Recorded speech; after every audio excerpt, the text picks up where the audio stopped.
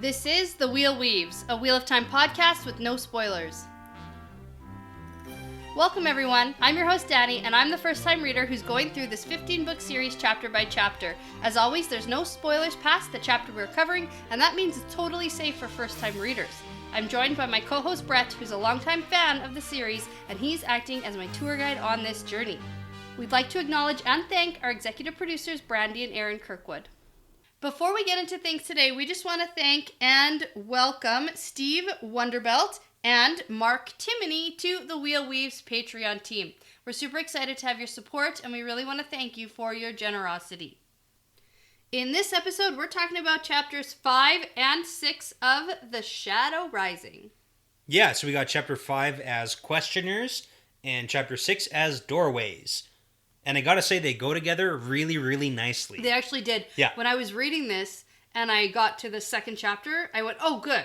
It's just like a continuation. Yeah, because that was like a big cliffhanger. Yes. But it was nice that they continued. It absolutely is great that we continued.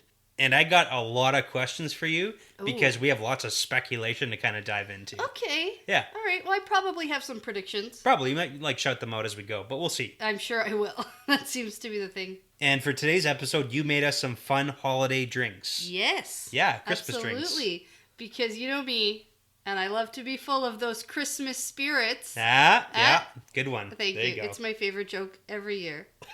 And sometimes it makes people laugh. Yeah, well, you know, we're done phase 1 of our holidays with Hanukkah being over, so now Yes. phase 2 with Christmas. Phase 2 begins. Yeah, and then soon phase 3 with New Year's. Oh my gosh. It's a 3-phase holiday party, so. I love it. Yeah, it's great. Super good. Yeah, and I don't know what to call these. I usually like to have a fun... It's a cross between like a Cosmo and a Moscow Mule, so it's like a Cosmo Mule. Okay. A Christmas Cosmo Mule. Just like smash those together. A Mule. No? Anyways, it's delicious. Okay, so let's get into it before these kick in. So I got a fun fact for you today, and it's statistics, but it's about the books. Cool. Because last time you were giving me all this grief. Oh, when you did statistics about our own show instead of the books? Yeah. And you're like, why aren't there book statistics? Well, here's the book statistics. So, and this is a good one. So, The Shadow Rising is not only the longest book that we've read so far, it's the second longest book by word count in the entire series. Really? Yeah, it is. There's only one that's longer. And it's the next one, right? No. So it's kind of funny because the next 3 books that we have to read are 3 of the 4 longest books in the series. Yes. So this one's the second longest. Fires of Heaven, the next one, is the 4th longest. And then Lord of Chaos, the one after that, is the longest. Oh.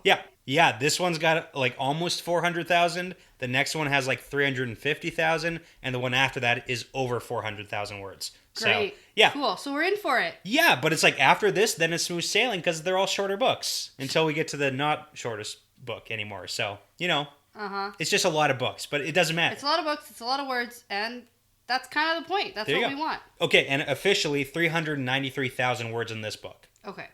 So let's do this. All right. So last time we had Rand, Matt, and Perrin have all experienced some crazy shit. Perrin confronted Rand, and then Moraine did some Moraining. You know, she came in and explained about everything. Plus, Matt went to calm his nerves with his old buddy Tom, who is up to some sneaky things trying to help Rand. Yes. And most of that is not relevant for these chapters. Yeah, not really at all, except some that of we... it. It's yeah, it's like medium teeny relevant. bit relevant. Yeah. Okay. So we have chapter 5. Yeah, we do. Called Questioners. And I got a question for you. Yeah, I actually read that going, ooh. Because we have several groups of people. Yeah, but we have like one specific. Question. But we got one specific group of people called questioners. Right. Which are in the White Cloaks. The White Cloaks. Yeah. But then we also have like the Shan-Chen who do some sort of questioning. Yeah, that's true. Put to the question. Yeah. Right? Or something like that. But in this case, it's just some young girls who doing questioning. Who are just literally asking the same question over and over. And that's not very effective, let me say. Yeah, it's a really funny introduction chapter here. And we do get the whole chapter symbol, too. Got to talk about. The dark friend picture. Yeah. Yeah. I mean, I guess because there are Dark friends. dark friends. But it's all like combined. It's like, ooh, is it White Cloaks? Is it dark friends? What's going on? No, it's dark friends. Yeah. I mean, I know after you finish the chapters, it's really nice to read this chapter the second time over. Yeah. Because it is kind of like a chapter in reverse where we don't even know exactly what they're talking about Or what's until going after on. we're done. I actually need you to do a lot of explaining for me. Well, like a medium amount. It'll be good. Okay. Yeah. And we start off here in Egwene's perspective, which I was really excited about because at the end of the last chapter, I think after we stopped recording, I said, I wonder where those girls are. Yeah, well, here they are. Yeah, because we heard about everyone else, well, except for, like, Loyal. Yeah. But we still don't know about him, so. Not really. He's sort of around, maybe. Maybe. But that's it. Yeah. Yeah. And then, here we go. Yeah. And it's not immediately clear like what the timeline on this is. No. Because we have it where all the girls are together. They're kind of hanging out. They're waiting for Moiraine to get back from wherever she went. I think that made it pretty clear. That I was actually not confused about timeline for once. Oh, okay. That's good. Yeah. When they're like super pissed with her for leaving. Yeah. I immediately assumed it was because she was called away to go tend to Rand. Okay. Yeah. And also, so it's Egwene and Nynaeve and then Aviendha. They're the three that are together because Elaine got called off, which we find about later on. Yeah, we don't find that out until the next chapter, I think. If we find it out here, I didn't pay it any mind. Yeah, so let's talk about Aviendha being here, because that in itself is a little bit interesting. Yeah, it's like she doesn't want to be there, but she like is supposed to be, but she wants to stay out of this business. Yeah. Yeah. So we get a couple of cues, because number one, Aviendha clearly thinks that the girls are Aes Sedai. Yes. Because it's like this hidden secret that they're just not talking about. Mm-hmm. And the last time that all three of these girls were like together was way back when the girls got rescued. That was like the scene where we all saw them together. When they got kidnapped. Yeah. And then there was a Murdral trying to buy them. Yeah. Yeah. Exactly. That scene. That time. Yeah. So clearly Aviendha still thinks that they're actually like full sisters. Yeah. Well, it's a good thing that they're still keeping up that ruse here. Yeah. And that it didn't like change because now they see her again in this different setting. Yeah, and apparently this is also kind of like they've got the okay for Moiraine to do this. Yes. Because she just like isn't correcting people. And I guess it does make sense that having four is better than having just Moiraine. Yes. Because the Terrans don't like Aes Sedai. No. It like brings up the fear factor. Yeah, like the intimidation of like, ooh, there's a bunch of Aes Sedai. And then I was kind of thinking like this is a bit of like a reverse engineer chapter because now we get like what the girls are thinking about and kind of arguing about with Nynaeve being like Tanchico. That's where we got to go. Right. Which was very confusing for me. I had no idea what the heck was going on. I mean, it becomes clear, but as I was reading it, it didn't make much sense. Yeah, so did you look at the map like where Tanchico is? You figured all that stuff out? I remembered where that was. That was over in like on the coast over there. Yeah, it's like south of Falma. Yeah. In a different... Yeah, I remember. Okay, it's just like lower. Yeah. I was just really confused about what she's talking about and why she's talking about Tanchico and what's going on over there. Yeah, and also because like Egwene doesn't agree with this plan, which we don't know why they have. Well, I just think that Nynaeve and Egwene are just continuing their dumb rivalry. Yeah, and that doesn't get better in these chapters. No. We actually see it get a little bit maybe worse. I don't know. It's not good though. No. And before we get to the whole point about like why this is coming up because the whole prisoner situation, we get a bunch of little like nuggets of information. So number one and most important, Nynaeve has a wardrobe change. Oh yes. Yeah. She is only wearing Lan's favorite colors. And my biggest question about this is how does Egwene know what Lan's favorite colors are? Well, clearly this is like a topic of conversation, probably, I'm guessing, maybe. Between I don't know. Who? Egwene and Lan? And Nynaeve. Like, clearly wearing like the colors of... I really 100% doubt... It totally makes sense. ...that Nynaeve and Egwene have ever had a conversation about her wearing Lan's favorite colors. It could be like an Elaine conversation between Elaine and Nynaeve, and then Elaine is acting like as a intermediary... Maybe. To Egwene. Maybe, because Egwene is sort of... I feel like I'm reaching on that one, but like it's maybe. It's a huge reach, because I feel like in the writing, it's Egwene puzzling it together. Yeah. Oh, I know that Lan's favorite colors are this, and Nynaeve just happens to be wearing these colors all the time. And all of her dresses are now those colors. Yeah, I just want to know how Egwene knows. And I want to know how far their relationship has advanced, if at all, or if she's like trying to, reappeal to him through colors of dresses. Right. And we do have a little bit of a note from Elaine. Oh, yeah? Later on. Okay. I did note it. We'll have to like come back to that. Yeah, then. we do. And then also on the topic of dresses, Egwene starts thinking about Berelane's dress choices. Oh. Yeah, because that's also an important issue. Yeah, well, she thinks that she understands why Berelane is wearing barely anything. Yeah. Because Egwene is not well adjusted to this climate. No. She is hot. Yes. Yeah. And Berelane looks not hot. Yeah? Nah? Yeah. She looks pretty hot, I think. I get it. Yeah, I do. That was a good one. Hot is a temperature, people. But she's hot. The question is she heck. hot? Not would you do her? Yeah. And then we get more of the back and forth about Egwene not agreeing that they have to go to Tanchico, which we still don't understand. And then we figure out that the girls are, in fact, the questioners. Right, because I wrote in my notes. Now it all comes together. I know, I wrote in my notes, help me understand, I'm in Confusion City. Yes. So that's how confused I was here.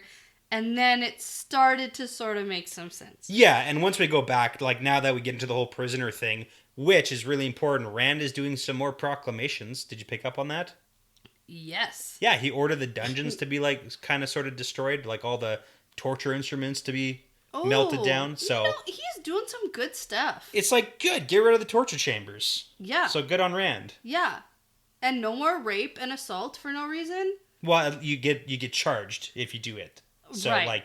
He's not abolishing it forever, but he's trying. He's trying. He's doing his best. I think that's actually pretty good on Rand. Yeah, but let's talk about the prisoners. Yeah, so we have Amiko and Joya. Do you remember which is which? Amiko Yep. is the one who was sitting outside the cell, and Joya was the one from the dream world. Correct. Which actually kind of like is important in what happens. Did they have to go into the dream world to like get her? That's part of the question of like we don't know. She was bound in the dream world. Well, I do remember. Yeah, for sure. But that's also like the big important question once we get to the Miko phase. But let's talk about Joya. Okay. Because she's the first one we see. Yeah. Yeah, Joy's the first one we like read about, and then Amiko, but then we actually see more of Amiko first. Sure, why and then not? Joya. So it's like a little flip-flop. So Joya was the one that Egwene like captured near Kalendor way back at the end of the dream world. Yeah, in the dream world. And here she's bound up with like air, arms and legs, and she's got her eyes like kept forward and her ears are earmuffed, I suppose, with more air. Earmuffed, I like that. Yeah. But the important point is Egwene did this herself. Yeah. Yeah, so like, hey. Well, I'm not impressed or surprised. She's done all this before. Well, I mean, like, between her and Moraine, because clearly Moraine is also taking care of these Black Aja prisoners, like, Egwene is trusted and strong enough to, like, do this herself. Yeah, okay. It's just, like, the first reference where they're really getting... like, they're allowed to use their powers, basically. Yeah, like, Moraine's trusting in them, so... Okay.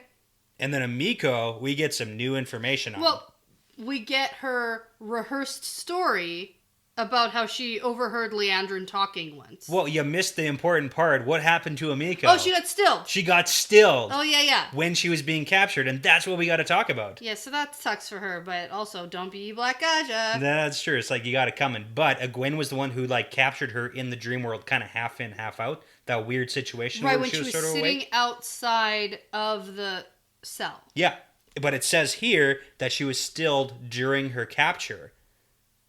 So, like, did Egwene accidentally still her? No. Or was that, like, after the fact? No. That was after. So, like, in a secondary... Yes. Okay, so, like, secondary sort of skirmish? When she was captured... Yeah. Then she was stilled, probably by Moraine. Intentionally or not intentionally? Yes, probably intentionally. Okay, that's just, like, really severe, because, like, that's not a thing you do. Stealing women, you don't just do that. Yeah, otherwise they would have done it to Joya already. Yeah, you like get brought to trial. You know what? Okay. That's a good point, because if it was done intentionally, it would have also been done to Joya. Yeah. And Joya is not stilled, so it must have happened by accident. And I'm just coming to that realization now, so I don't really have anything for Or you. did it happen by accident in quotations? Like, oh no, you tripped and fell and stilled yourself. I think it did happen by accident. Okay. And it might have happened with Egwene. Like maybe being sort of half in, half out. That's the thing. It's such a weird question because we still don't know what Maybe her happened. powers are like somehow trapped in the dream world. Oh man, okay. And she's out of it. Like I don't know. Like who the fuck knows? Not me. Yeah, no. That's the point. Is we don't. That's why we got to speculate about it. Okay. So that's the fun part. Okay, but no. Now I think it was an accident. Yeah. Sort of, but a happy one. It's a happy little accident. Bob Ross would totally steal her. Absolutely. But I also guess that's why Amiko is like way more broken than Joya, because Joya's still being a total dick. Yeah. Yeah. Oh, absolutely. But we also get that with Amiko being stilled, she no longer looks super ageless. Yeah, something. With an Avendia? What's her name? Avienda. Avienda. Of course. Yeah. So I just wrote in my notes Avi. So Avi, I actually don't know the rest of it. Avi. She's Avi. Avi works. That works. Avi. Okay. So she's the one who actually points it out. Yeah. Egwene kind of like noticed something was off, but she didn't know what. But Avienda pinpoints it. Yeah. And they also kind of like think maybe that's what's going on. And then Nynaeve tries way too hard to fool Avienda about being an Aes Sedai. Yeah. Because the fact that Egwene says, oh yeah, she does look ageless. Huh, I how don't about know that? how that is. That's not very Aes Sedai. No, you got to act like a know-it-all. So All the time. we got to talk about this rehearsed planned speech thing that Amiko does, because we also get a rehearsed planned speech from Joya, and they're a little bit different. Very different, actually. Yeah. Who's to say that there's not just two plans, though? Well, that's true, and I got to kind of pick your brain here on the truthiness of them. Okay. So Amiko's is that before they left the tower, Amiko only knows about Leandrin, Chesmail, and Rihanna, and nobody knows more than like 2 or 3 other, Black Aja sisters. I actually believe that. Except Leandrin. Okay. Yeah, Why? that's the part I believe. Why? Because that's sort of covering their own butts in case one gets discovered. Okay, That's so it's like like you couldn't rat out more than 2 or 3 other people. Mm-hmm. Okay, except for Leandrin being like the leader. Right. So she probably knows everybody because you'd have to, I Yes. guess. Yeah. Okay, so that's good. She's the manager. Yeah. She's the regional manager. Awesome. Regional White manager Tower. of the White Tower, Black Aja. Yeah. Okay. And then apparently she overheard Leandrin and Tamael that there's something in Tanchico, something that's dangerous to Rand and dangerous to whoever uses it. Right. And I was really counting on you to tell me about what's happening here. What can I really tell you? What do you want to know? Well, I don't know. I didn't get any of it. Okay, there's something in Tanchico. Well, no, okay. Don't just repeat yourself. But that's all we get. Like, we Oh, don't know. okay. It's just like there's this mysterious something. I thought there was more I was supposed to, like, remember or know about. No, not Okay. we Oh, don't. okay. Like, there's nothing else. Okay, so it's supposed to be It's a secretive. mysterious something that can hurt Rand that's in Tanchico, and that's why they're like trying to lead the girls there. But what's the truthiness level of this? Is this like a fake story to get the girls to go to Tanchico? But, like, Or is it like a tier situation again? I don't know. I wonder, at this point, Amiko has literally nothing to lose. Okay. Sort of. Yeah. And Like she's not to she's tell stilled, these girls about Tanchico, I don't know. It's a whole tier situation because the girls got like pushed in the direction of tier. It is true. So it's like, but what's the degree of? So then, like, is this the next step of the Black Aja plan? Is it like another trap? Is it a? Because like what? Well, the girls were lured to tier because they were supposed to get captured. Just the same way they were lured to Falma. Yeah. Because they were supposed to get captured by the Shanchen. Yeah. And taken away. And then they were lured to Tyr to get captured and taken somewhere or turned Black Aja. Yeah. Right, yeah. that was actually the plan. Because the Murdral were supposed to come, coming, apparently. And then now the plan is to lure them to Tanchico? And I mean, with Amiko, she probably does have things to lose. Like, yeah, she got stilled, but I mean, if she's still Black alive. Aja, like Yeah. she's still alive, like she still has something to offer, right? So, I mean, is this just another? I guess, but the fact that she was captured after, like the fact that there's a secondary plan True. to get the girls somewhere else. Yeah. Secondary location. I feel like we've made that joke many times, but that's okay. But that's okay. I don't know how articulate I can be about what I'm thinking right now. Okay, well, Yeah. we do get the fact that, like, Nynaeve's like, we gotta go to Tenchico. And Egwene's like, I don't think we need to go to Tenchico. Yes. So the question is, do they need to go to Tenchico? Well, we get that question answered later. No, well, yeah, okay. So let's talk about that later. Okay. And then we do get that little tidbit where we find out that Elaine isn't here. She was, but when Moraine got summoned by the Aiel, Moraine told Elaine to come with her and the Aiel to go see Rand, we find out later. Right. So it's kind of weird that, Okay. like, yeah. So, like, Moraine telling Elaine to come along. Yeah, I didn't get that part.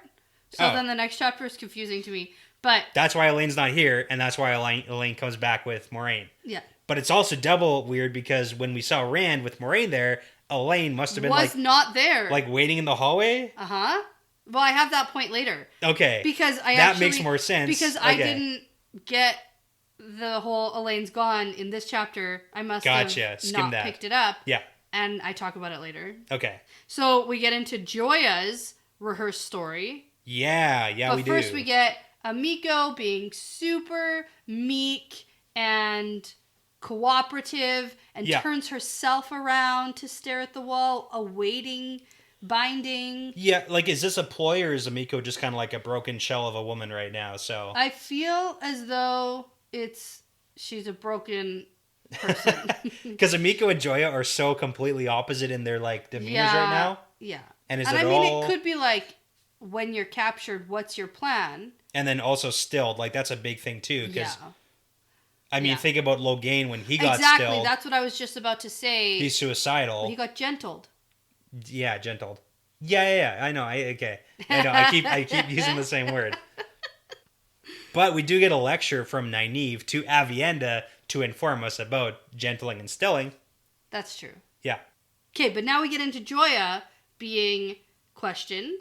Yeah. And it starts off with a super cheerful, may the hand of the creator shelter you. Oh yeah, fuck you. And like Fuck you, general bitch. That's a- repenting for your Yeah, sins. no, nope, So you don't believe her? nope. Even though No, she's like, oh, I get it now. The dragon's been reborn and I gotta switch sides. You know, No. the dark one has to fall. You don't No. buy any of that? nope, But she like really sells it. nope. No, Okay. she does not. Tell me about Mazrim Taim. Taim, yeah. Okay. So Egwene really doesn't like this story because it seems a lot better than Amiko's, like I heard a conversation story.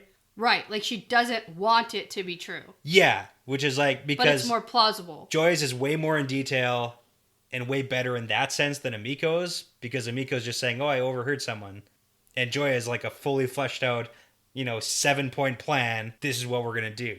Right, and I'm gonna need you to break this down for me because The 7-point plan? all of it, Okay. please. Step 1, Mazrim Taim is like captured in Saldea and apparently really strong.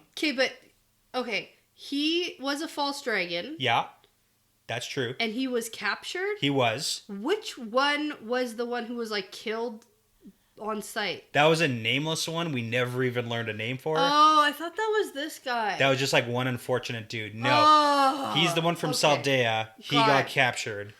The Apparently, plot thickens. Yeah, and I mean, we don't have- The more things that we learn, the more I have to remember. I know it's tough. Gosh. Okay. Plan 2, or step 2 of this 7-point plan, is that he's supposed to be brought to the tower to be gentled, but Leandrin wants to break him free.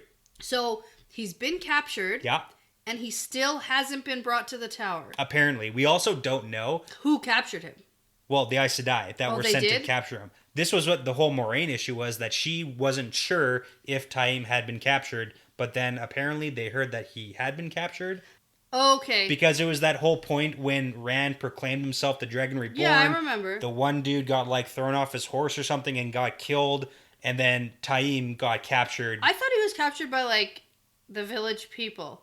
I didn't think he was captured by that the was like Aes Sedai. that was the nameless one. Oh Yeah. man, I'm so lost. The named one is Taim. Help and me he- find my way. I'm Help trying. me. So that's step 3, and then step 4, after they set him free, they set him off rampaging across the countryside under the name of the Dragon Reborn. Because apparently he's super powerful also. Yes, maybe as strong as Rand. Like, we have no idea how the power works, so. Fucking doubt it.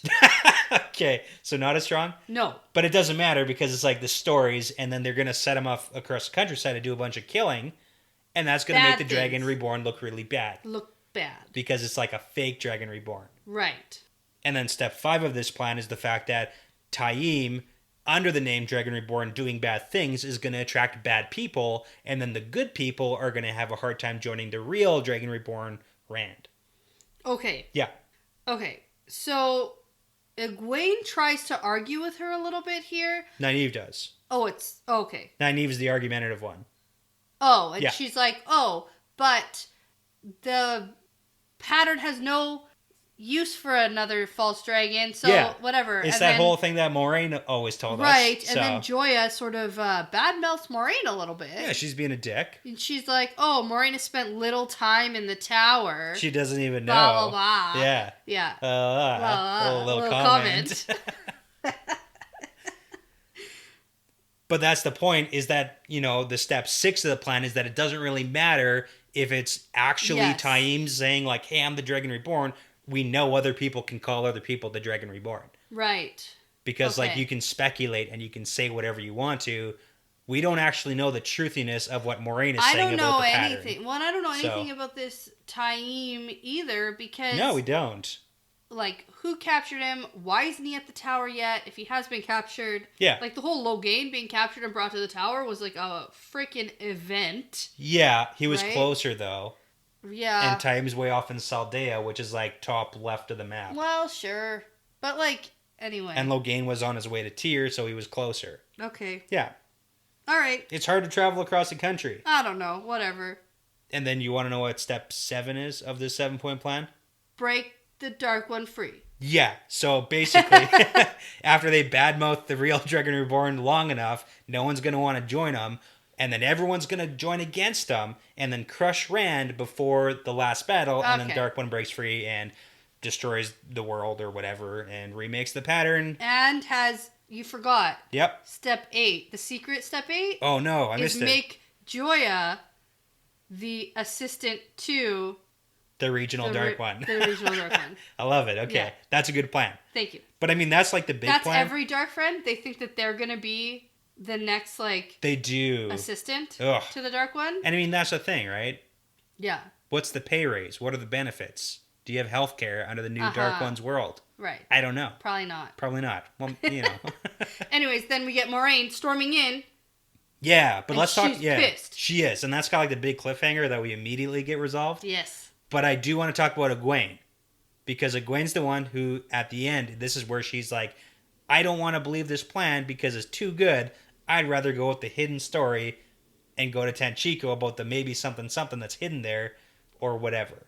Uh-huh. I think that it makes a lot more sense that the one who's stilled and cooperative is the one who's telling the truth. Like, that makes more sense. Sure. And the one who potentially still has a way to, like, break free and can... Yeah? You know, okay. like she's not stilled. Like, I get that she's caught. Like Joya? Yeah, like Joya. Okay. She's caught. But, I mean, we know... Like, the tower knows Leandrin's a Black Aja. Yeah. And, like, plotting like crazy. Okay. But she's still, like, out and about doing stuff. And I think that Joya still, like any prisoner, always has that thing in the back of their mind, like, just wait till I escape. Okay. You know? So she doesn't have cause for telling the truth. Like telling everything she knows, like giving it all away. Like there's no reason for her to. So Miko's given up and she's just like, this is what I know. Yeah. Even though it's like a super rehearsed story. Yeah. But then Joya also has this really rehearsed story. Well, to the point where Egwene is like, say it again in different words. Yeah. And like, they're really bad at questioning people. Yeah. The title of the chapter being Questioners. Yeah. So. Oh, yeah. I think that the name Questioners is actually sarcastic. They're like the worst. Say it super sarcastically. Yeah. And then you get what these girls are doing. Questioners are just asking a question over and over. The same one. At the beginning of this chapter, you said that maybe they're both true stories. Yes. Also that. Okay. So like, is there... Neither are true or both true Or one of them is true. Ah, I like it.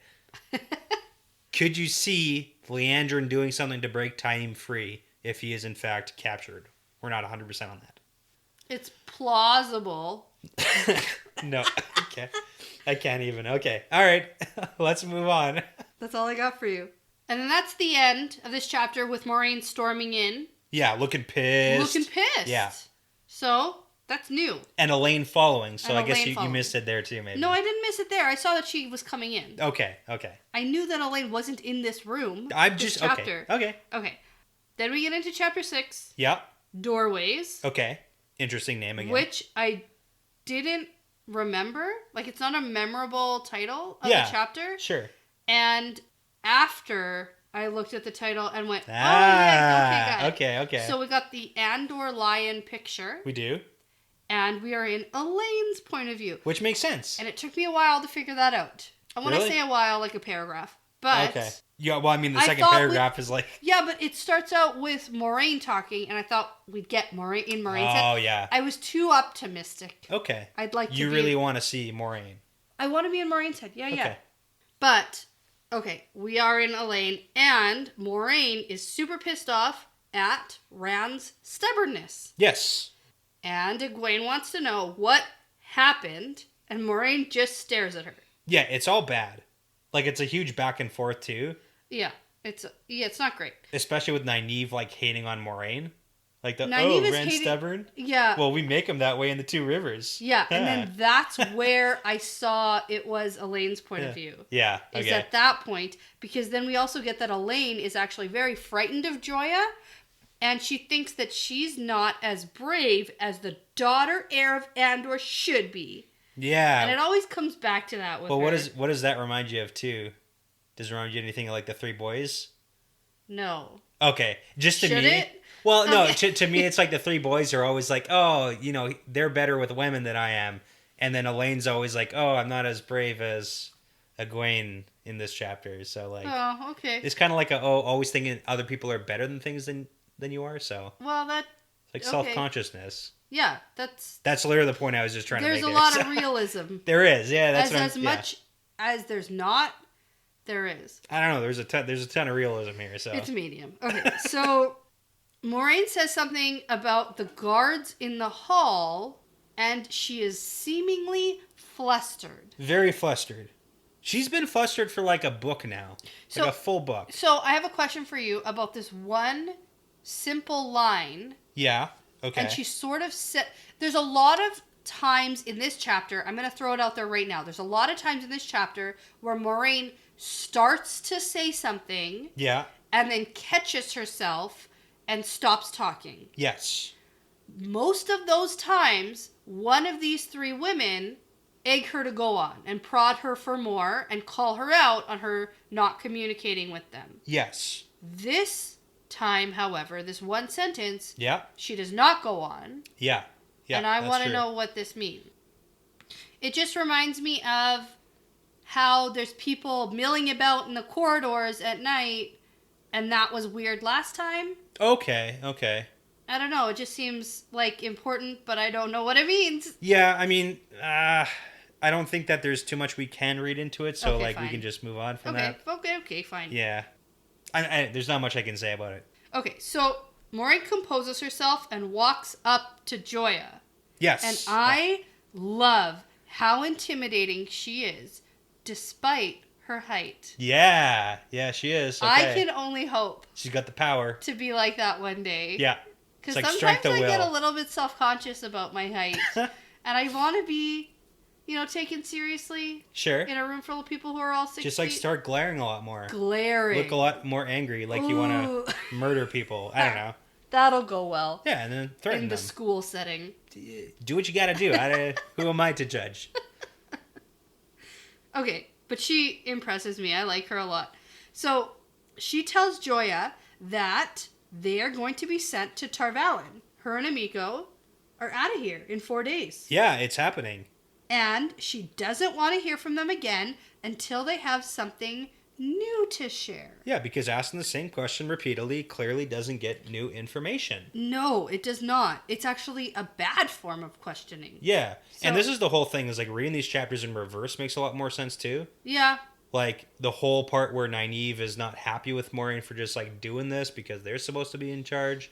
Yeah, it's a whole and they're thing. super pissed with Moiraine for leaving because apparently she's only been around for like 5 full minutes. Yeah, and she's like promised like to like help question 3 times, but then this time she just like left. So, and that was the very beginning of the last chapter, and that made no sense when we first read it. They're super pissed, but I think honestly at this point, Moiraine knows it's just not worth it. It's not worth wasting her time. Yeah, it's not. Yeah. Because we did get last chapter that at first Amiko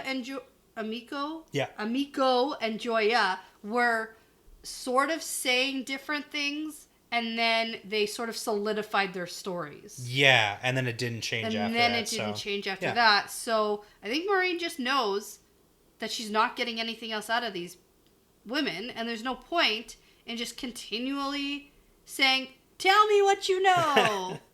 Well, here's a question, too, I forgot to ask you, because Avienda is going to promptly bail in just a minute here. Mm-hmm. But Avienda is there on the orders of Moiraine. Yeah. Egwene thought that it was because like it would be nice to have an Aiel guard. But what are your thoughts on that? Do you buy that Moiraine wants Avienda the one who can secretly, but not so secretly, channel? Yeah, so Egwene right? felt that affinity for her. That we have come to learn, like, that's what that means. And then they got that sort of hint that she was supposed to go to where the wise ones go. Yeah, she's, like, supposed to go to... But she'd rather, like, still be a maiden. A fighter. But she's supposed to, like, give that up, but she's not doing it yet. But she doesn't really want to. Yeah. And Moiraine can clearly... Oh, you know what? This is something I never even thought of. Good question, Brett. Thank you, yeah. This really... Actually... It's a good question. Why is she here? That's great. Yeah. Because Moiraine can tell... when people can channel. Yes, she can. Right? Absolutely. And so, obviously, she can sense that, and maybe being around the Aes Sedai, like, especially these 3, well, there's 2 in this room, but there used to be 3. Yeah. Maybe that will spark Avienda to, I don't know, confide more, get more information about Aes Sedai. Yeah, Egwene was saying that she felt more like, not necessarily, like, friends with Avienda, but, like, more fond of her. Yeah. Over time, so...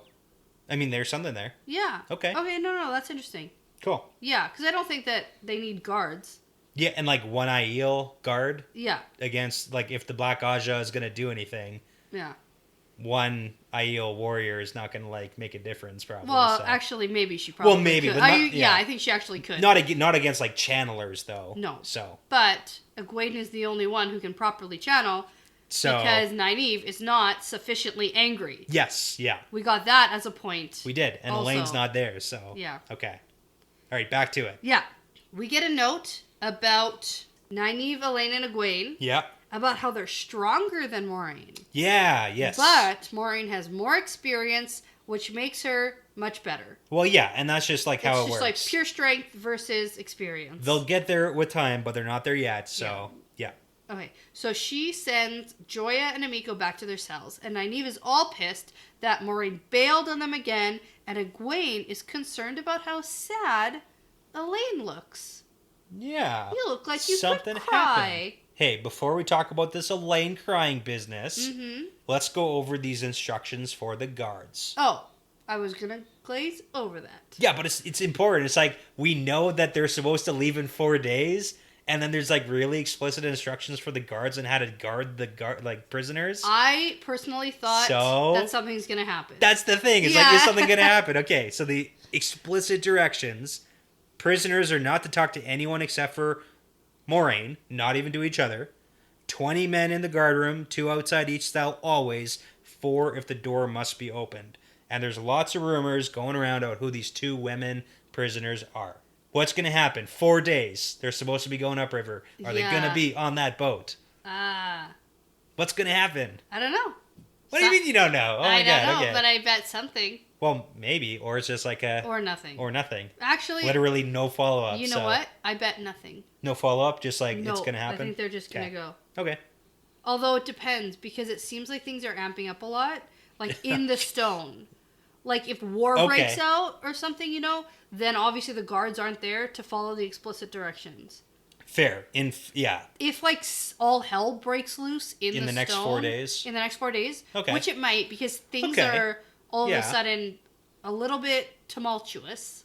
Yeah. If that's the word. That's I'm fair. thinking That's of. fair. And Rand's like not doing anything. Rand's not doing well, and if he does do something in the next like day, which Maureen wants him to, like literally, Like immediately, then are there going to be guards doing what they're supposed to be doing, following her instructions? Okay. Then they break free. I So suppose. either something's going to happen or nothing. nothing. Or nothing. Do you love that? I love it so much. No, you hate it. But that's okay. So with Nynaeve being all pissed off that Maureen like bailed on them again, Yeah. Maureen just comes back with a, would you just question them forever? Yeah. Like, you two Rivers people suck at making decisions. If you want to keep doing this, I'm sick do it. of dealing with you dumb two Rivers people. It's the worst. But then Maureen also tells Elaine to pull herself together. She's all upset. Turns out that Barrelane was in Rand's room. And that makes sense. Okay, so. And I want to know. Yeah. Where was Elaine? Okay. How does she know? Because we saw Perrin and Fael like show up to Rand's room. With Barrelane leaving. Heading out, yeah. And then she gets stopped by High Lord Torian. Yeah. And then Perrin goes into Rand's room. Yeah. And then shortly after, Moraine and Lan show up. And I guess Elaine was with them but waited outside. But it also seems like Barrelane was gone. Yeah, well, Rourke saw Barrelane. We know that, and Rourke showed up later. Oh, yeah. So either the maidens told Elaine that When they were all Barrelane was standing there around talking. and hanging out. Yeah, Yeah. that could have happened because Elaine, I guess, was just hanging out outside the room. Yeah, I don't know where she Or was. it's just like a really, really, really long hallway, and they ran into Barrelane along that really long hallway at some point too. Okay. I'm not sure. So Or in the big chamber. in the big, yeah, it's hard to say. Anyways. But she knows. She knows, and she is not happy about it. Yeah. Oh, I got to point Because something out. Barrelane barely wears anything. Did you know that? Oh my goodness. Yeah. You know what's really funny? Okay. Can I just... Sure. Yeah. now I'm interrupting you. That's okay. I'll I come want to back tell you it. something that has nothing to do with this. Okay, go. So our child was watching videos of himself on my phone. Okay. He likes to look through Yeah. videos and watch stuff. So I came across a video of myself using an Instagram filter to like do the which Wheel of Time character are you? Right. Like almost a year ago, probably. Yeah. And I got Barrelane. Yeah. And Awesome. in the video, I go, I don't know who any of these characters are. I don't That's know awesome. who that is. Okay. But I just saw that actually today, and it all made sense. Hey, I'm here for it. I I can told do you last Barrelane. time that I like Barrelane as a character. She's great. Yeah. I see nothing wrong with Barrelane at And all. the picture of Barrelane in that is very voluptuous, Ooh, okay. if you will. So I'm for it. Sure. Hot or not? Hot. Hot. Okay. Definitely hot. Back to what I was going to point out. Moraine totally knows that the girls have the letters from Swan. Oh, yeah, that And too. they have like either shown them to Moraine. Because she knows what's written on them. She knows what's written on them. And she's like, don't go thinking you have so much power with those letters. Yeah. Yeah.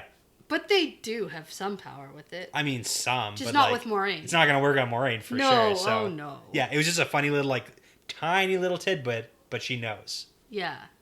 So let's talk about Elaine.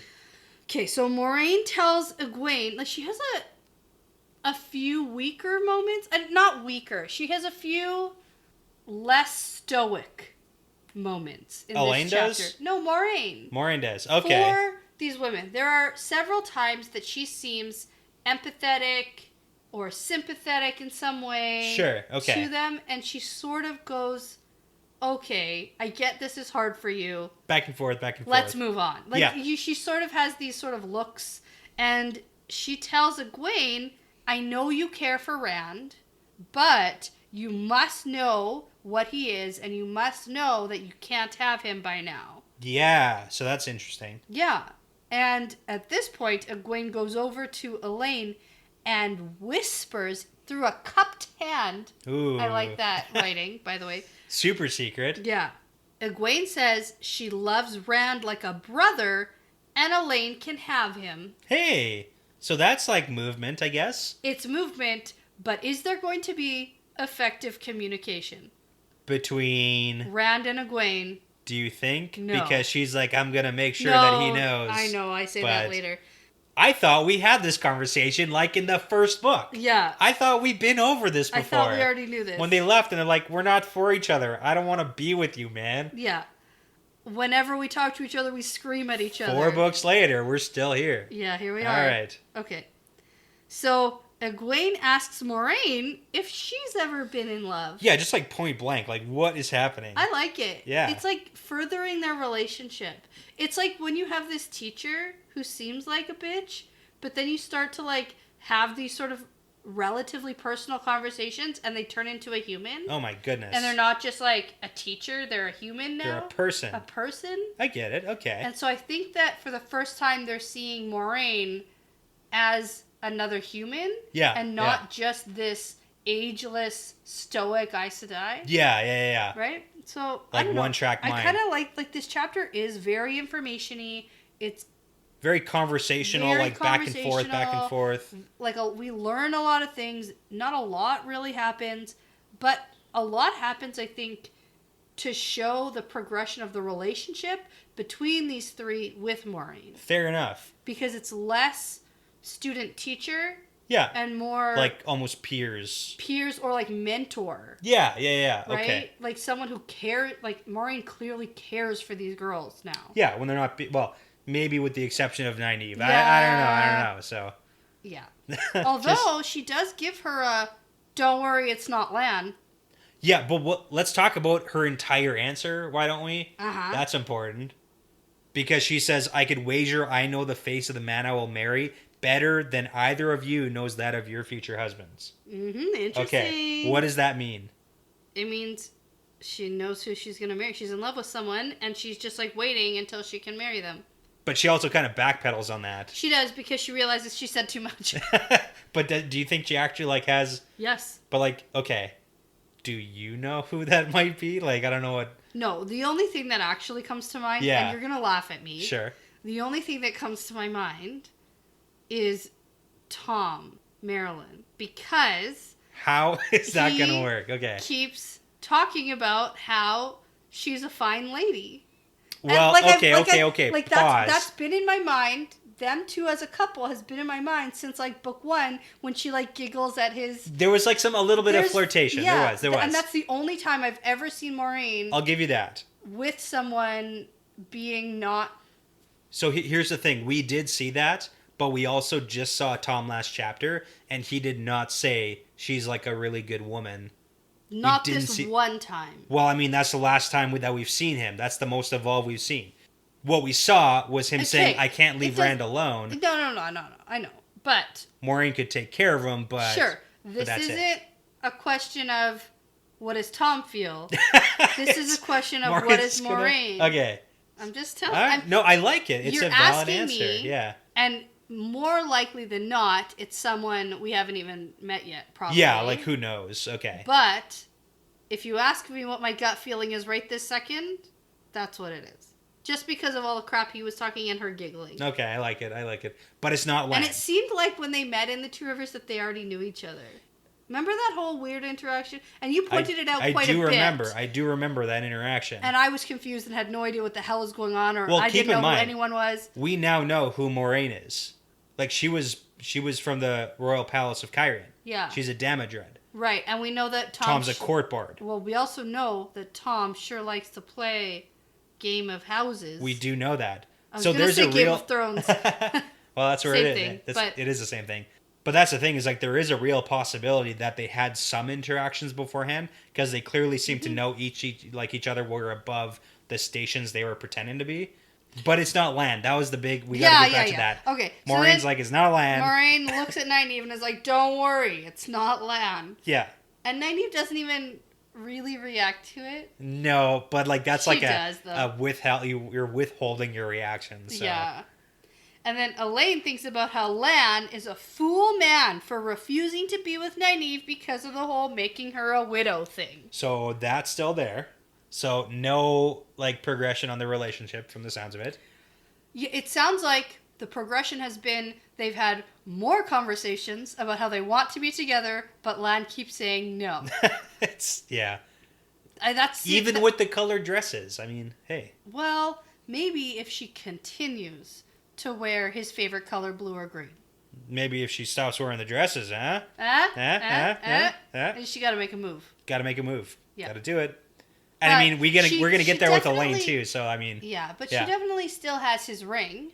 That's true. Right? Like there's still a connection. Well, he did that whole like, oh, I'll promise to be there for you when you need me. Yeah, just not in the bedroom. Hey, you should like send the ring to him and be like, right now. Yeah. Brett the matchmaker. Here we go. Way to go. Okay. So Elaine tells them that the Aiel who summoned them, whose name is Kareen, led them to Rand's room because something happened, and then she thinks the diversion worked like a charm. And I went, okay, wait, what? And then I went, where was Elaine? How does she know about Barrelane? What's the timeline here? This is where that all didn't come together for me. Okay, yeah. Is it all clear now, though? Yeah, except that what's the diversion? Because Egwene and Nynaeve and Moraine are all being, dicks to each other. No. What diversion? Oh, the diversion about not talking about, like, Lan anymore or whatever? Yeah, and, like, the plan and how are we going to figure out where to go if you keep trying to send away the Dark Friends, but we're in charge of the Dark Friends, not you, Moraine. Because that's Nynaeve's whole deal. Oh, so the diversion the hunters. is Elaine saying, hey, something happened to Rand. Yeah, because I was like, hey, we just left on something really important. You know what it sounded like to me? That Elaine and Moraine set a diversion. No, okay. Over by where Rand, something happened to Rand, and the diversion over there worked like a charm. And I was like, oh my god, there's so many things happening over there. Elaine's just trying to stop the arguing, the bickering, because she's like the mediator all the time, and she's like done with it. So. Yeah. And she's going through her own thing here, so. Yeah, okay. So Moraine tells them about what happened to Rand, but he is healed now. Yeah.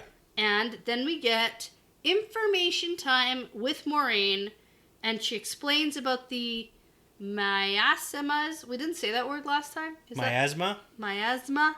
Miasma. Or bubbles. It's like miasma. It's bubbles. Bubbles of evil. Bubbles of evil. Bubbles of evil. That's their official title. So, I thought about your analogy of rotten things rising from the bottom of a pond. It wasn't mine. It was the one from the chapter. Whatever. The book gave it to us. Okay, That's well, not I don't me. read every word. So, okay. I'll give it to you. Okay. Because I just edited that episode, and the whole, like, bubbles rising. Sure. The shadow rising. Yeah. Yeah. Got there it. you go. I got it. Hey, you figured it out. Okay, so we get that whole explanation for the girls. We do. We also get that Moraine can't teach him. And she basically refuses to try. And I hate it. Can't do it. She's like, it's too different. It's different. But, like, no. Well, it's not different enough that she can't You try. don't even know how different it is. I know more than she does. Maybe. That's possibly true. Anyway, then we get that Rand must act or die. Yeah, and I mean, I get it. It's the whole movement is life thing. Very dramatic. It is. But he is going to get, like, from the sounds of it, he's going to get assassinated, or someone's going to try and kill him if he doesn't go anywhere. Or he's going to lose his, like, novelty. Yeah. Like, the novelty of the Dragon Reborn is going to start to wear off. Yeah, it's like, we've heard of that. That's old news. Yeah. Give me a newer dragon. Like Taim. It all connects. Okay. There you go. No, I don't buy that. No. So it turns out, very simply, that Moraine wants Rand to start a war with Ilion. Yeah, let's do it. Turns out, it's true. It's easy, yeah. Well, remember how those guys that Matt was gambling with was Dragon Reborn's gonna start a war with Ilion. So, hey, is there, like, some relevance to that rumor, then? Yes. Was Moraine spreading shit, possibly? No. Okay. But I think that all Tyrians also, the Terrans are just like, want to start a war with Ilion. Like, first time we've ever... And Ilioners back at Tyr. Yeah. They hate each other, so it's like a constant... Well, especially now that business is shut off because both cities were being run by Forsaken. Yeah. So... Yeah. So, hey. But that's the plan. Plan is simple. Plans are a very nice thought. They are. But, here's the thing about Moraine's plans. Sure. I mean, like, we can get into it, and we'll talk about what her plan actually is. But remember when she wanted Rand to bring the Horn of Valir to Ilion and proclaim himself with the Horn of Valir, and it was like foolproof. Yes. And it was a good plan. That was in the before time. And it made sense. No, but listen. It made sense. It was a good plan. It was plausible, and it fulfilled prophecies. Yeah. And he would gain respect and an army and all these things. Yeah. And then the pattern had its own plan. Said no. It said absolutely not even a little bit. Your plan's stupid. Get Is back that going to happen? Yeah. So I think the same thing's sort of true of this. Like, Moiraine can think, like, she's very bright. She's smart. I think she's very strategic. She could probably lead an army. Like, she's very, very intuitive and very smart. So where are you going with this? This isn't going to happen. Okay. The plan has its own plan. The plan has its own plan. The plan's got a plan. The pattern has its own plan. It does. The pattern's going to be the pattern. Sure. And Moiraine, you can have all these wonderful thoughts and try to lead Rand in a certain direction, but the pattern's going to do whatever it wants. The pattern's going to do whatever the fuck it wants, and Rand is going to do whatever the fuck he wants. Just because the pattern's going to do whatever it wants doesn't mean that you shouldn't do anything. Like, Moraine's a person of action, and she can't just do nothing. She's got to start throwing plans out there. I feel that in my bones. And that's why Moraine's freaking out at Rand, because Rand's doing nothing, and Moraine's like, we got to do something. Yes. Like, we can't do nothing and just hope the pattern... not going to just, like, let Rand do nothing either. Maybe. Nah, that's not what I know about these books. Okay. Pattern's going to do something. Like, okay. if you're a total 100% believer in wheel weaves... as the wheel wills, so she's losing her edge. Like, and I totally get, as a person with anxiety, I totally get not being able to sit back and not plan. Oh yeah, no, I get it. Yeah, I know you get it. You live with me. Definitely. But I'm sorry, man, Moiraine. This is a really good plan, and we're gonna talk about it. Yeah. But it's all for nothing. Okay, so this plan is not gonna go through. Okay, so tell me about her plan. Well, her plan is start a war, but I mean, there's more to the reason why. Yeah, okay, tell me about it. Okay. And I think it's important to note that Moiraine makes Elaine tell the reason why. Okay.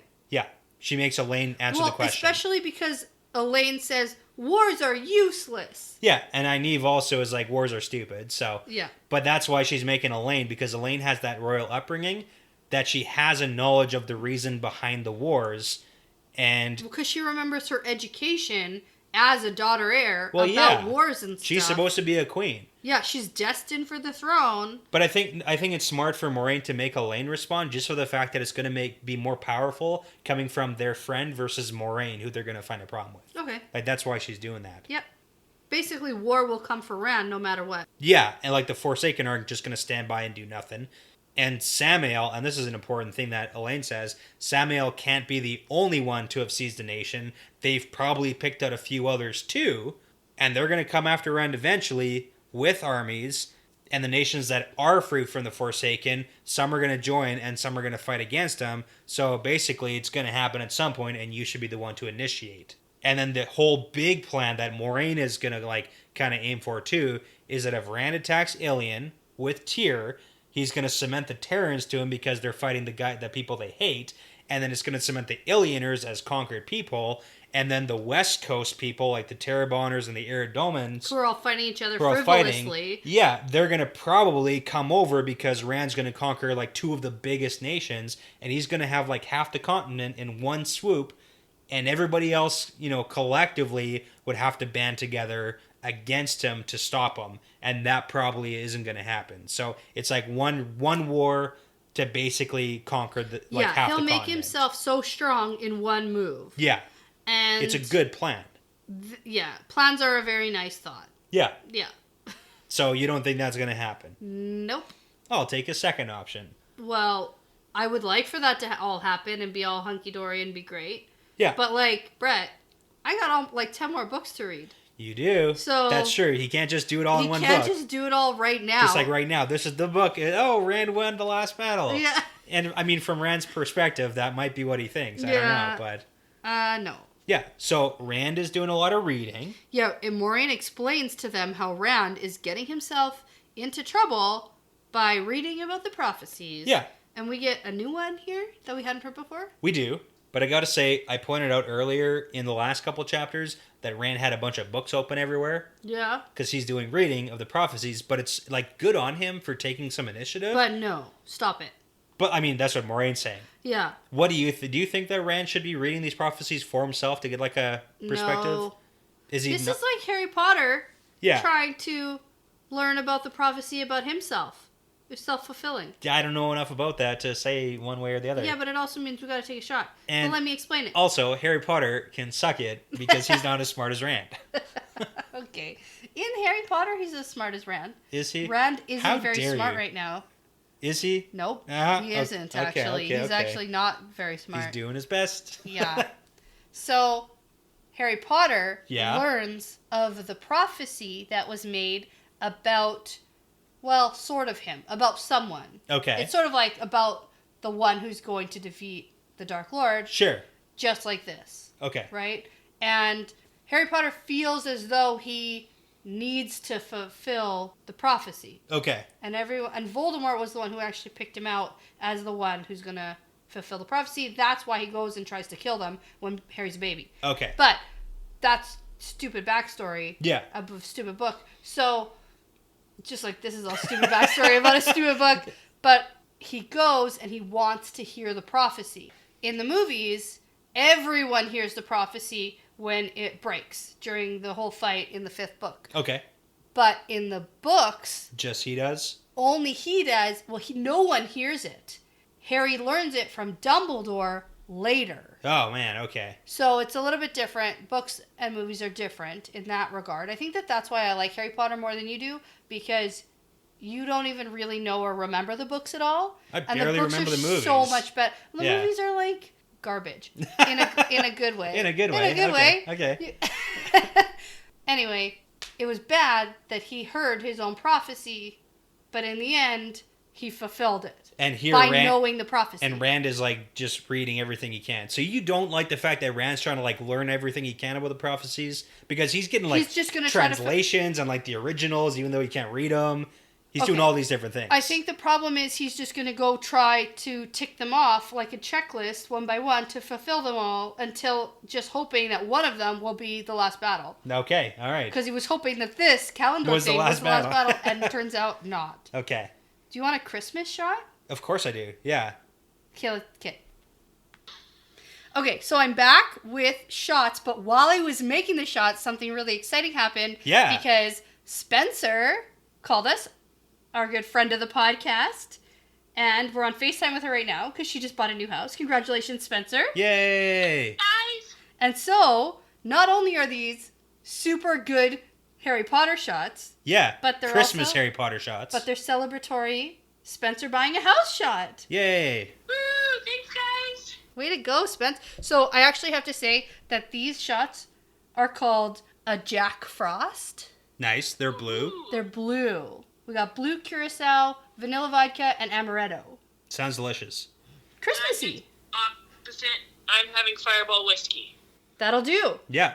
Cheers. Cheers. Cheers. Oh, That went down like nothing. I Like didn't a- even cough. That was so delicious. Yeah, that was delicious. I didn't yeah. even make one single noise. It People doesn't are s- going to be upset. I wish everyone could see Spencer's face. I have Because if you didn't hear, she's drinking Fireball. Spencer, do you remember Oh, when we got a were fire and ice thing going. Fire and Ice? Nice. Okay. There you go. Yep. yeah. Spencer, I don't know if you remember when we were 19 and we used to use Fireball as chaser. The chase. Yeah, I do remember that. I don't know what. Where. Okay, I'm putting that away. Turns out we're just old. We're just getting old. Okay, so that was fun and Yeah. fortuitous. Yeah. Yeah. Hey, how about that? How about that? So, moving on Yeah. to Rand and his prophecies, and Yeah. we So get a new one. it's a long one, so I'm not going to read it. But the whole point, and you can kind of go back and read it again if you want to later. I don't know how you feel about that. I half read it twice. Does that count as a full read? It does. So the issue is that Maureen thinks that it could apply to Ilian, and Samael. Oh, it's such a stretch for it to apply to that, though. That's the issue with prophecies, is like, we really don't know, and she doesn't know. Well, and she's the one who has specifically said, no one knows, or was that Swan maybe? But somebody has said, yeah. no one actually knows they what a both prophecy at some means. point have said Yeah. that. So, yeah, because the stretch is like, oh, well, Samael and Ilian could surely be the Forsaken You City. can't force... And the Terrans have prophecy. spears, so, no. and chain up Samael. Nah, when I hear... It fits, it works, it's perfect. When I hear spears, I actually think of the Aiel, so...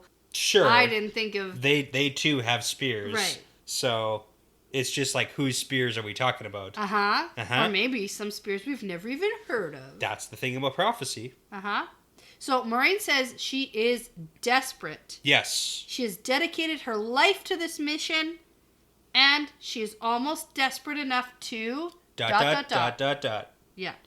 She tries to get away with not telling them, but I like how forceful they are with her. Yeah. It's less of that don't ask questions of her situation. Yeah. Like for when they were all like newbies and now they're not totally new, and now she's letting them ask questions, and she's answering them. Yeah. Which, yes. Yeah. Because not only am I team tell Moraine, I am team tell me information. Get Moraine to start telling her secrets. Yeah, I want to know. Because apparently she's got secrets. I want to know. Yeah. So, we learn about the storerooms deep in the stone that have all sorts of crap. And it's basically just a big garbage dump because they don't track anything. Well, it's a garbage dump also because they weren't sure which items actually had to do with the power and which ones didn't. Big garbage dump. So yeah. anything that might have had anything to do with the power... Fucking throw it into the room. Yeah, and it collects dust and mold and mildew, and they are lower than the dungeons. Yeah. Gross. And it's called the Great Holding. Right, and it is basically going to take so many ships to get everything back to Tar Valley. The quantity is surprising. 10 riverboats full. Yeah. Like, that's a lot of items of power. Yeah. Slash like, garbage. Garbage or power. Yeah. One of the two. Bags of poop and Terangriel. You know what they should do is they should get Bail Doman to ship it all. To do some, no, to ship it all, but also search through it all. What has he got to do with this? He knows about old stuff that's interesting. He's a collector. He buys stuff. Yeah, but you could give him the stuff that isn't worth anything. Except when he was going through his stuff, he was like, this looks cool, I'll buy that. Yeah. And how about this one? And he got like 2 things that were actually super important. He did luck into some important things. So? That he doesn't have anymore. Okay. Tangent. Let's move on. Let's talk about the really, really, really important thing Maureen's going to talk about. Very interesting. What the hell? Terangriel that does not require use of the power. Yep. What is it? It's a redstone doorway. Doorway. That's the chapter title. Chapter title, yeah. So, tell me about this thing. That's what I have literally written in my notes. Tell me about this. Yeah, so it's super important. And apparently Elaine also saw it. And then, like, her lamp went out. And then she stumbled out of the room because she didn't want to use the power. Which, to be fair, that was smart. I get Moraine berating her, but I also see Moraine berating her if she used the power to like light a lamp. Yeah, we know that can like be a disaster. And then like set off 18 other Terangriels because she channeled in there. Yeah. Yeah. Okay, so, but more to the point, what does this doorway do? We don't really know, but it's used to get answers. 3 answers, each true, about the past, present, or future. Sounds eerily similar to a testing Terangriel we know about. Okay. Past, present, and future. Yeah. Okay, I get that connection. About your fears for past, present, and future, right? Like that. And this sounds like you get 3 answers to but similar, some way connected, not totally different, connected. Okay, I like that. It's kind of like how we don't know what all of the Terangriels that are connected to the dream world do, but they're all connected to the dream world somehow, and we don't really know. And so this one is sort of connected in that way that it shows or tells things about. Yeah, in my brain, it's really funny because when we go through this, the girls immediately start thinking about like terrible questions to answer.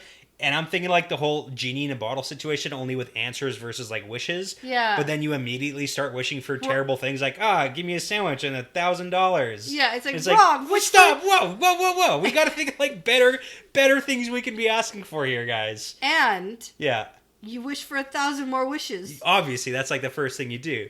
But like that's the funny point is the girls are immediately like, oh, let's just figure out if the black odds are we're telling the truth on these two really specific, terrible questions. And Maureen immediately obviously shuts it down. So, well, yeah, because they're like, perfect. Yeah, we can figure it out. But no. No, there are rules. Yeah, rules. Important rules. I love rules. I like the rules. Who doesn't like rules? Yeah. Anarchists. So, that's like naive, I feel. Okay. And Maureen kind of immediately comes up with some like better questions before we get into the rules. Yeah. Because I want to just kind of highlight those. So what Rand should do to survive and triumph, how to defeat the Forsaken and the Dark One. A little more broad. How to learn to control the power and hold off madness. Yeah. Like there's good questions that you could ask, girls, looking at you. What Black Aja are left in the tower? Yeah. Although that's a good one, I The thought. name of one of the Black Aja left in the tower. Yeah. So the rules... Who will Rand marry? Most importantly... Will Rand ever marry me? Yeah. No? That's not a good one? I think it's a good one, yeah.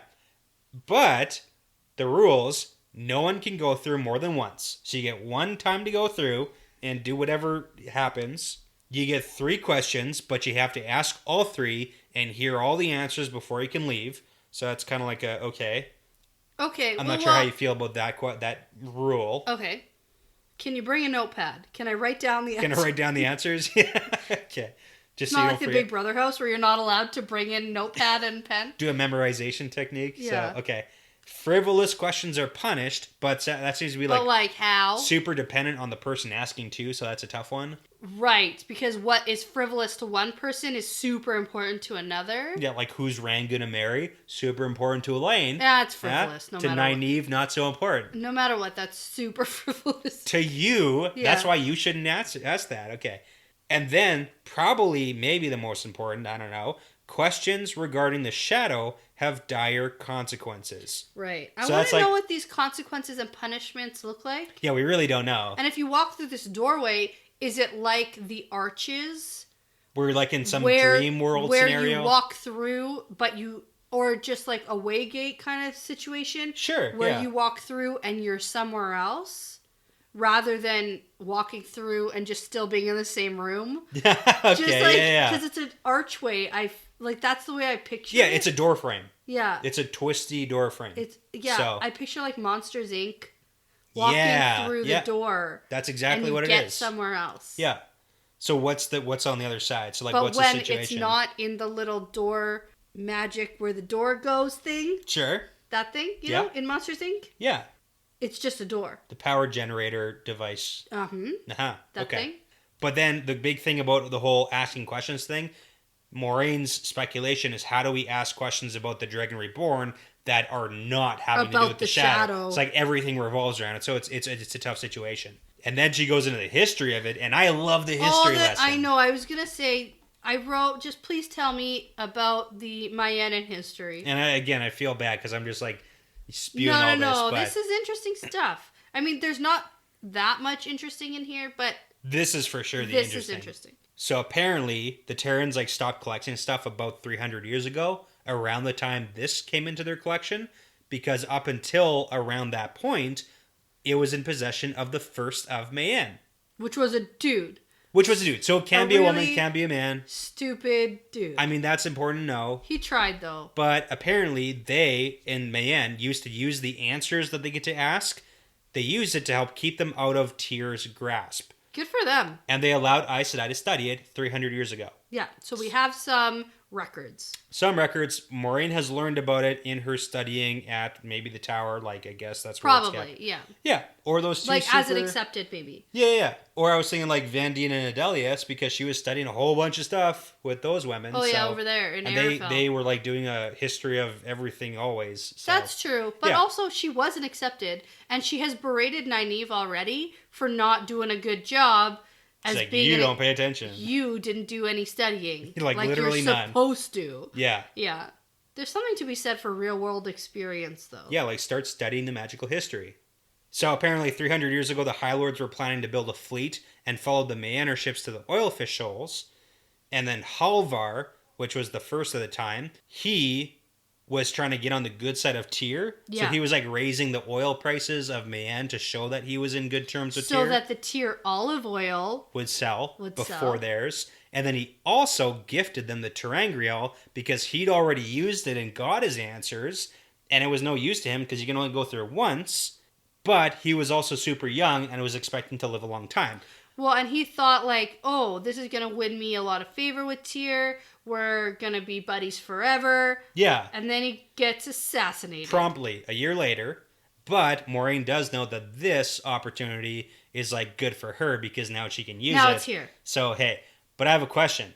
Because currently we know Mayan is not in the grips of Tyr, correct? Yes. Like Mayan is still independent nation. Yeah. And they use the doorway to keep Mayan out of Tyr's grasp. Yes. Do you think that one of the answers the dude got, like Halvar got... About future? About the future was like the way to stay out of the grip of Tyr, give away the doorway. Oh, maybe. Because, I mean, they're not in the grip of Tyr.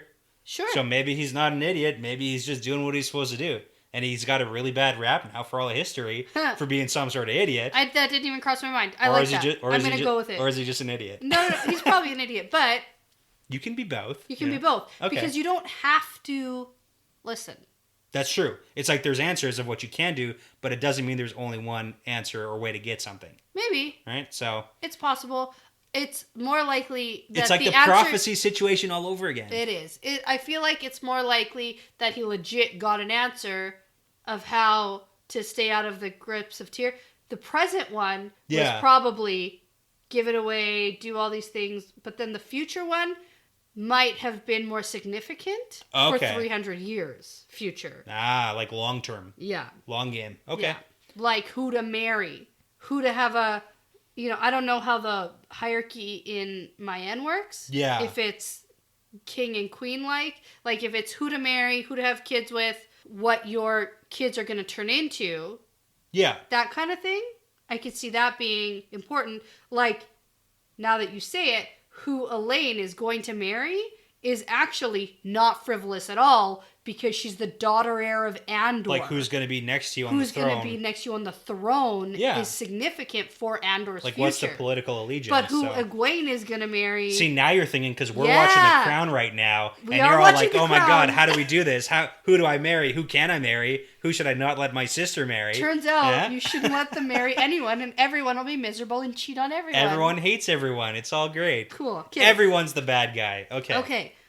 We also missed here a little tidbit about Egwene sewing a pocket into her dress. We did. To house a secret Terangrial. Well, that's her ring. Yeah, I know. Yeah, but... a certain secret Terangrial. A certain one. I was like, did she swipe something from the storeroom? No. Okay. No. That's her... That's her thing. But Moiraine doesn't know about it. Secret. Super secret. They've kept it from Moiraine. And not only... But she's not having it against her bare skin anymore. That is important. But it's still very... Like it's close, but it's not touching. When we start talking about Terangrial... Yeah. She, sort of touches her bodice...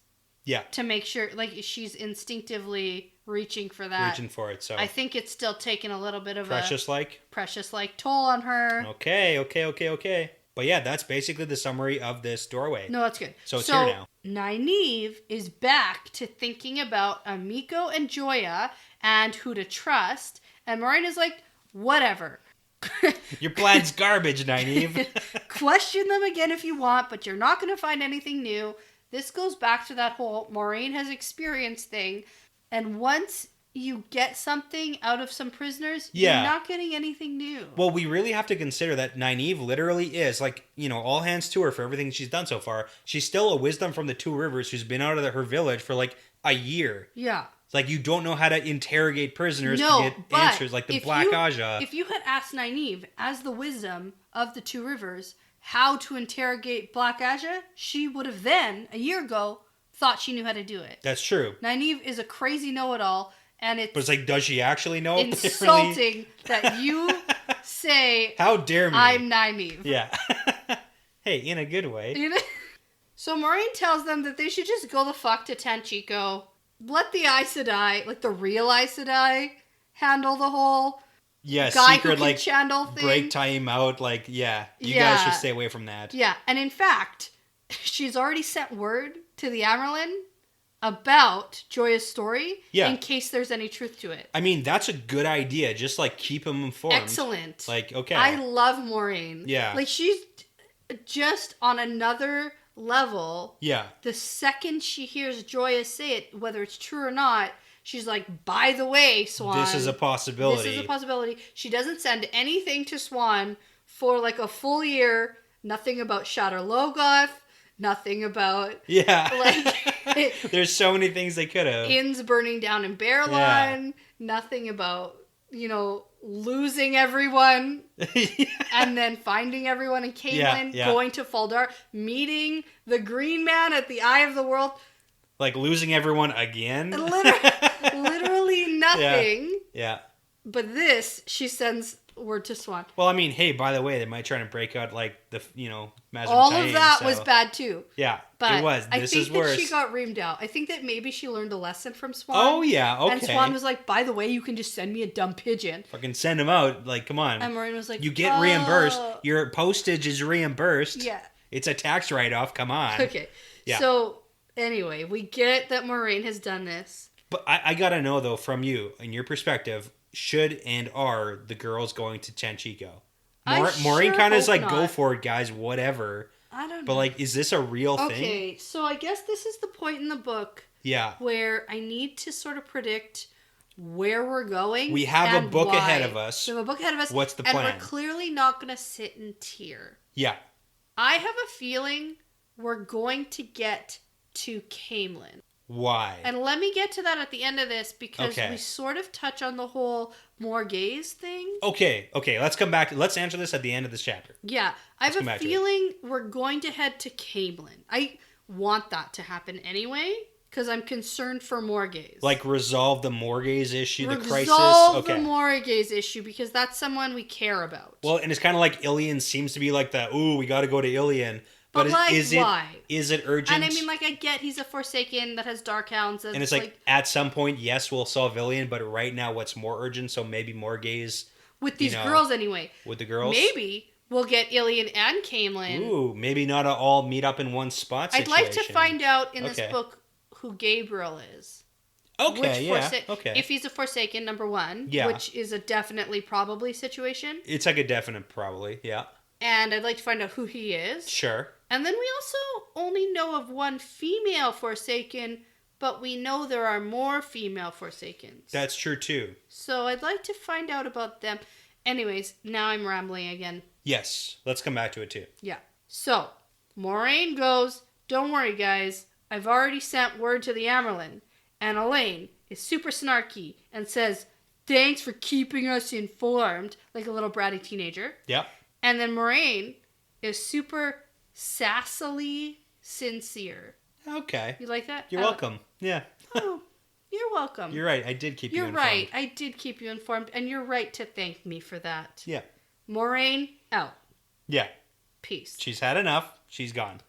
So, with that, we get Moraine leaving, and now the girls are left to talk amongst themselves. About a certain somebody. Well, and here's the thing. They just learned a lot of very important information, Yeah. and I'm annoyed that they go immediately back to talking about the boy. Yeah. A magical doorway that there's a genie or something that gives you answers to your questions. And only one person can walk through more than once. And if Moraine walks through, then what are you guys going to do? But I mean, Maureen could go through, Elaine could go through, Exactly, Nynaeve could go through, Egwene could go that's through. exactly we my have like point. 15 questions. That's exactly my point. Get Avienda on there. Yeah, that's exactly my point Okay, right now. yeah. Is there are so many other more important things they could be talking about, and this just brings us back to how young they are. That's in true. my They point of are. view. This is very high school. This is very, okay, now the teacher's gone, let's talk about the boy. Well, the majority of them don't seem to yet be even 20, so I know. like I get it. I get it. No, but that's what I'm saying, is it's like Yeah. we're getting brought back to, oh, right. They're young. They're not like the experienced, well-rounded, adventure type heroes. Right. Yeah. I actually think in the last chapter we got that Rand and Nynaeve are 5 years apart. Or something like that. Like we got a distinct number. Yeah. Or something like It's that. like 5 or 6, I think. No, I think it was 5. It was 5? Okay. Because I remember thinking, how would Nynaeve remember at 5 years old with, what's his name, Tam, coming back with Rand, because we have that whole situation. Yeah. But she probably heard lots of stories. Well, also could have been like she was 7 and he was like 1 or 2 or something. Yeah, okay. Yeah. And then Egwene is 2 years younger than Rand. Yeah. Most likely. Like when Tam came back, he wouldn't have been a newborn. That's true. Because you can't get from where he was to where he is. Okay. So. That's true. Yeah. Okay. So, Elaine wants to know if Egwene was serious about giving her Rand. Yes, because it is up to them. And then she recalls what Min used to say about sharing him, and she wonders if there was ever a vision they weren't told about. Like, do we not talk about that? Well, I guess maybe Yup. Min didn't talk about that. Yup, That's there a is. conversation that didn't happen. Okay. Yeah. So Elaine is also worried because Rand still loves Egwene. Oh, no. So it's one thing for Egwene to give him up, but... Do you think that Egwene ever told Elaine that she found Min in bed with Rand at the end of Definitely the Great not. Hunt? That didn't happen? Oh, okay. no. Well, maybe. They seem to tell each other a lot, but Yeah. I don't think so. And like Min probably didn't tell that whole thing about land fear. Definitely not. Definitely not. So Definitely not. But it's like a lack of communication. Yeah, here. Egwene here is just like, well, I'll just have to set him right. And then I just think, oh, it'll be so easy. Like, if they can actually listen to each other and communicate effectively. But what's the chances? Somehow I think not. Okay. I would like it to be, but it seems like they're just going to get in a yelling match with each other. And then not resolve And then any not of their resolve problems? it and someone's going to storm away. So are you telling me this is super realistic? I don't know. I think it's realistic. I think most people in general are terrible at communicating with each other. This, is this realistic. is like exactly what would really happen in real life. I think that at some point, though, the message is going to get across that they're not into each other. Yeah. Even though they're promised to each other. At some point. At some point, it's going to get across because I really do believe Elaine will marry Rand. Okay. So, Yeah. at some point, Rand has to give it up with Egwene. And if Egwene screaming in his face has to be the thing that happens, then I'm for it. Okay. So, turns out, I like this saying, and I wrote it down, that women want to be in love, but only with the man they want, and men need to be in love and will love the first woman to tie a string to his heart. Yeah, there's definitely truth to that. Yeah, I mean, agree. yeah, even just like my personal experience, like as a guy, I can attest from my personal experience, obviously not, I don't speak for all guys in the entire world. Oh, you don't? No, I don't. I didn't get that permission. But for me, I can say that if someone is attracted to me first, then I will then in turn be like, oh, really? I have a shot with you? Okay, let's try it out. Well, let me tell you, are you upset that I never embroidered a shirt for you? Yes, I am actually. I am very, very hurt. Because when I expressed interest, you did not get it at first. We don't need to talk about that. But maybe That's a story that's not for this podcast. But listen, maybe if I had put flowers in your hair, you would have got it. Yeah, instead of just like literally saying it and me not comprehending what you said. That, true. So like that too, but you know, my brain shut off. I'm so just telling you, there's Egwene tells Elaine that all of these like Two Rivers traditions, here's how you get men's attention. But also, I can vouch for her for the fact that Elaine's like, oh, maybe I should just tell him like a hussy. You know, and there's a whole... I do have that. Okay. A Mayenin hussy. And, you know, okay, but just like saying your mind too, like telling him that you like him also isn't necessarily going to work because he might not get it still. Right. And that's a real thing. I think that Rand won't get it. Yeah. But if she embroiders a shirt for him or puts flowers in his hair Sunday, that would be like more, you know... Then he'd get it. Yeah. Yeah. Yeah. Or asks him to dance. This is like a whole love language situation. Yeah. Huh? Oh, snap. Just brought it home. Okay. Yeah. Because if you're not speaking his love language, he's not going to get it. No, because he's dumb.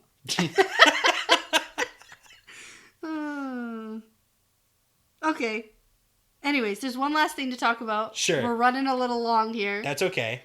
We're having a good time. Yeah. Babies are staying asleep. So I think that's what's getting us That here. is what's happening, because we had the longest stretch we've ever had, ever. Yeah. With recording, that is. Yeah. With the baby sleeping. With the baby sleeping. And the kid sleeping. Worse. Okay. Focus. Is it the Matt telling... Yes. Okay. Yeah. Well, sort of. Because then we get Elaine wants to marry Rand. Yeah, and it's like, what? Yeah, that escalated quickly. Okay, but in a world where you court and then you marry... Yeah. Like, I also get She's it. met him for 5 minutes. Yeah. But he was very intriguing. But as a daughter heir, or as like a person in line for the, do you get to she's- date around? Do you get to have casual relationships? No, but you also don't get to choose who you're gonna marry. Well, here it does sound like Andorran queens can marry commoners. Like, that's a thing. Yeah, You don't have to marry royalty. that's true. But again, it's different. So. Okay, but Morghese isn't gonna be happy about it. Yeah.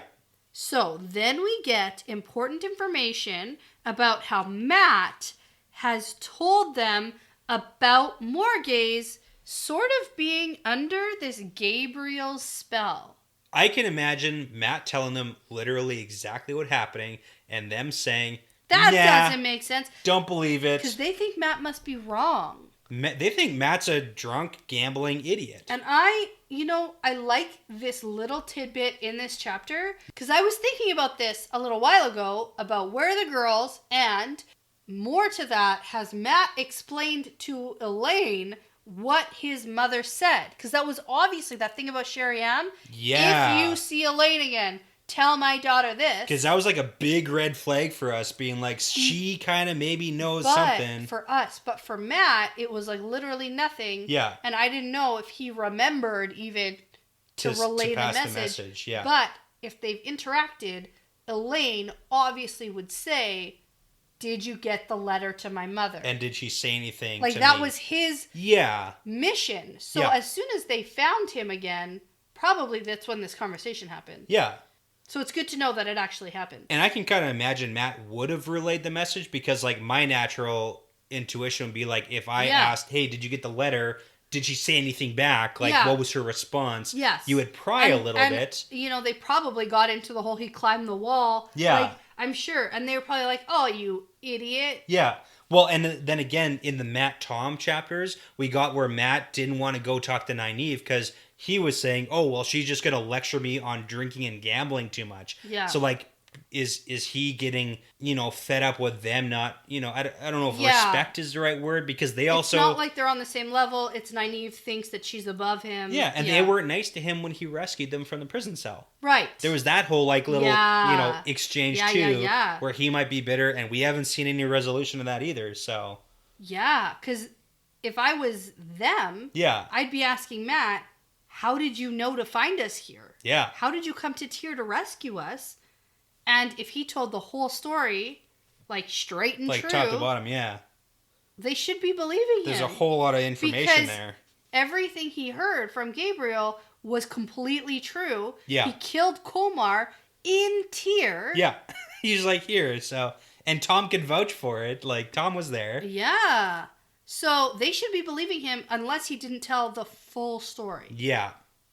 Because they're like, I can't imagine Morghese fawning over a man. And this is bad because like they clearly don't believe that Gabriel is bad news. Pulling any strings with Morghese. Yeah. So, but that kind of comes to like, where do you think this book is going? Right. So that's why you're saying the girls maybe... I think eventually it's going to come to some light that they need to go at least check things out. They need to go check in with Mom. Okay. Maybe. Yeah. I hope. Here's fingers crossed. Because this is the first book I probably have no idea. Yeah. Because by this point in The Dragon Reborn, Rand was already sort of like headed towards Tyr. That's true. And that was like set for us. And in the Great Hunt, we'd already lost the horn, and it's like, we gotta go to, what was it, Tom and Head, I think that Fane had scrawled on the... Cairhien was the place to be in the Great Hunt. Yeah, but like Fane had left a message on the about door Falma. About Falma. It's like, I'll meet you on Falma and Tom and Head. Yeah, this is the first book that I don't really know where we're headed right now. And in the Eye of the World, obviously you knew that they had to go to the Eye of the World. Tarvalin. Eye of the World, because it's called Eye of the World. Oh, yeah. Okay. Yeah. So Nynaeve gets them some wine at this point, back to the book, but she says the obvious, which they're all very shocked by for some reason, because Elaine and Egwene are having some like little secret out loud conversation about, you can have Rand, I'll tell him you can have him, blah blah blah. And then Nynaeve's like, okay, so you don't love Rand and you do. And they're like, what? You know? You know? Yeah. I have ears and eyes and yeah, not a moron. So it turns out Elaine knows she's foolish, but it was love at first sight, and Egwene's advice about how to get Rand's attention is embroider a shirt for him, or maybe put some flowers in his hair. I gotta say, I love that Nynaeve tells Egwene to butt out of giving advice about Rand because you're giving him up. Yeah. So she's like, stay out of it now. It's a little bit, I'd say, big sistery. Except that Egwene and Nynaeve hate each other right now. No, it's really bad. So it used to be motherly. That was the mentor situation. Yeah. But they're out of that now. But Nynaeve... No, I'd say right now, this advice about a boy seems like a big sister trying to butt in. Okay, yeah. That's the relationship I get. It used to be like, don't tell me what to do. You're not my mom. And now it's just sort of like the annoying big sister. Yeah. So I think there's an evolution of the relationship. Not to anything better, but just to something... Just like something different. Just something different. Okay. That's what I sensed. Elaine doesn't want to speak out like some Mayaner hussy. Yep. And don't worry, though. She won't let a man keep her from her duties. Yes. So also, even if she does get with Rand, she's still going to go with them to Tanchico. But did you get the little point there where she's like, what am I supposed to do? He's never looked at me twice. Yeah. And everyone it's funny is stupid. Because Rand thought the exact same thing because he's having sex dreams. Yeah. And this is the point about Matt liking Elaine that I don't like. Because Matt's not even in her radar. Not even a little bit. And that's sad to me. It is a little sad. Because I like Matt a lot more than I like Rand. And I think Elaine should go with Matt. That could be fun. I think Elaine and Matt would be a good couple. There you go. Ship him. Huh? Huh? He wants to be rich. He does. Well, he is rich. Yeah, but like... He wants to continue being rich. He wants to be some lord. So and I feel like, would Matt put up with all of Elaine's antics right now? Because she seems a little bit, all over the place, but... I have no idea. All I can say is... It's tough. I know that's not going to happen, and it makes me sad. Okay. I'm sure there's someone out there for Matt eventually. But it is not Elaine. It's not Elaine. Maybe it's Egwene. Egwene and Matt should hook up. Matt and Egwene? Yeah. But Egwene's got eyes for, well... Who? Oh, Gawain. No, Galad. Both. Oh, yeah.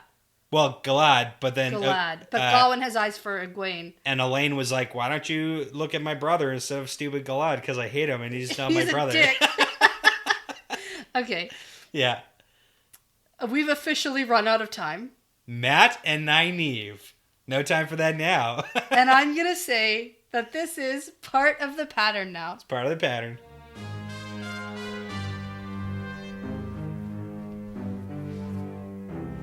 Thank you for listening to this episode. The Wheel Weaves is hosted by Dani and Brett, produced by Dani and Brett with Vince Lewick, Derek Benton, Michelle O'Brien, Moltude, Benjamin, Passion Socks, and Mozyme, with music by Audionautics.com. If you'd like to support us making great content, and you're interested in extra bonus content like bonus episodes, Q&As, outtakes, early released episodes, unedited video released episodes, and exclusive merchandise, please visit patreon.com/thewheelweavespodcast.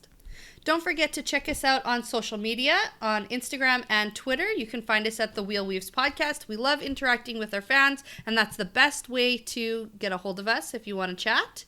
Also, you can join the conversation with other Wheel of Time fans with Brett and myself over at our Discord channel for spoiler-free and spoiler-full content. Don't forget to rate, comment, and subscribe, and feel free to tell a friend about us because referrals really are the very best compliment. Thanks again for listening, and this really is part of the pattern now.